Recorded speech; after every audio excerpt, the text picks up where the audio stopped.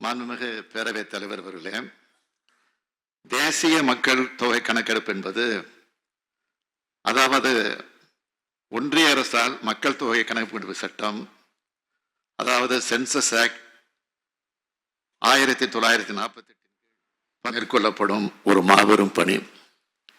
இது ஆங்கிலேயர் ஆட்சி காலத்திலிருந்து 100 ஆண்டுகளுக்கு மேலாக தொடர்ந்து 10 ஆண்டுகளுக்கு ஒரு முறை ஒன்றிய அரசால் நடத்தப்பட்டு வரும் ஒரு மாபெரும் பணி.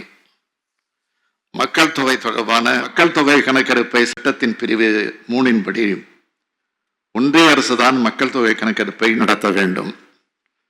ஆனால் பொதுவெளியில் பரவலாக தெரிவிக்கப்படும் ஒரு கருத்து என்னவென்றால், புள்ளி விவர சட்டம் 2008, அதாவது கலெக்ஷன் ஆஃப் ஸ்டாட்டிஸ்டிக்ஸ் ஆக்ட் 2008 அடிப்படையில் சாதிவாரி கணக்கெடுப்பை மாநில அரசு மேற்கொள்ளலாம் என்பதாகும்.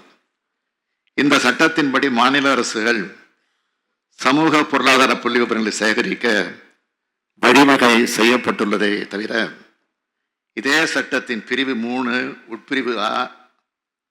உட்பிரிவு ஆ என்படி இந்திய அரசியலமைப்பு சட்டத்தின் 7வது அட்டவணையில் உள்ள இனங்கள் தொடர்பாக புள்ளி விவரங்கள் சேகரிக்க இயலாது.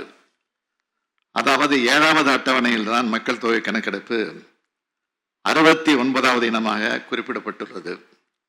அது மட்டுமல்ல, இச்சட்டத்தின் பிரிவு 32 படி மக்கள் தொகை கணக்கெடுப்பு சட்டம் 1948 கீழ் கணக்கெடுக்கப்படும் மக்கள் தொகை தொடர்பான புள்ளி விவரங்களை சென்சஸ் டேட்டா சேகரிக்க இயலாது என்று மிகவும் தெளிவாக குறிப்பிடப்பட்டுள்ளது.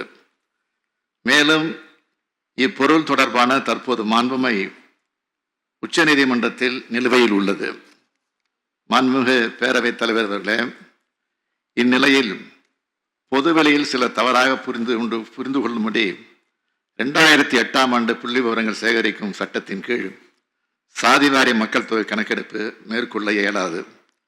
சட்டப்படியாக நிலைக்கக்கூடிய கணக்கெடுப்பு என்றால் அது ஒன்றிய சட்டமான மக்கள் தொகை கணக்கெடுப்பு சட்டத்தின் கீழ் தான் மேற்கொள்ள வேண்டும். எனவேதான் இப்பணியை ஒன்றிய அரசு மேற்கொள்வதுதான் முறையாக இருக்கும் என்று நாங்கள் வலியுறுத்தி வருகிறோம்.